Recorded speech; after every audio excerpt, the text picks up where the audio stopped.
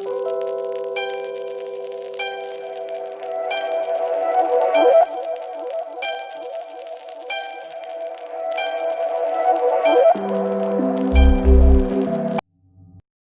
guys, welcome to my YouTube channel, and today we are going to discuss the second part of the typhoid fever, that is pathogenesis of the fever.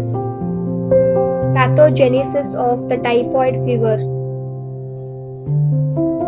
So pathogenesis, what happens is, first, contamination of the food or water. So through the contamination of the food or water, there is the ingestion of the bacteria, that is Salmonella typhi, and that will invade our intestine first, and it will invade the terminal ileum, that is the part of the small intestine, and it will pass through intestinal mucosa, and then the WBCs will carry that bacteria to liver, spleen, or bone marrow, and then into the lymphatic system.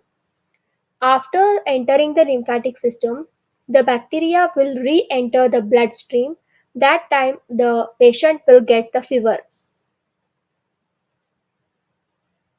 After that, after re-entering into the bloodstream, some will go into the gallbladder or replicate in macrophages.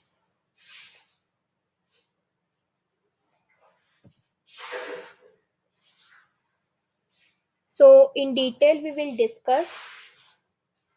From the point of ingestion, Salmonella typhi spends anywhere from 1 to 3 weeks in the intestine before making its way through intestinal wall and finally into bloodstream of the host.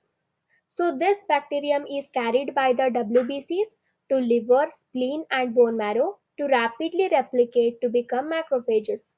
Some re-enter the bloodstream while others enter the GI tract to be shed in phases. If untreated, the infection can lead to kidney failure, intestinal bleeding, and perforation, that is leading to death. So, what is the treatment for this typhoid fever?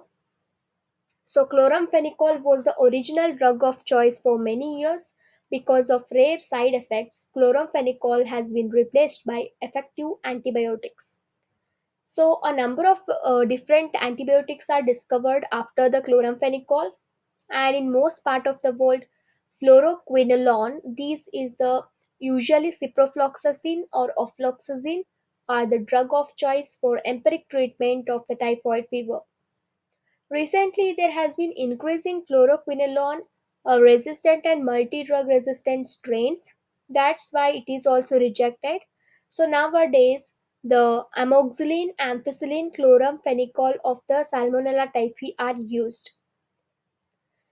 Most commonly used antibiotics in multi-drug resistant strain are injectable third generation cephalosporins, for example, ceftriaxone or protaxime. So this in the screen I have displayed the antibiotics and the dose and duration. So you go through it and you can note it.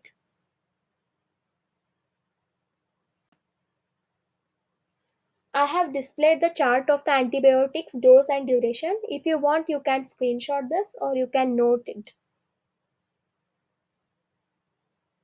Thank you guys. If you like the video, please like, share and subscribe my YouTube channel.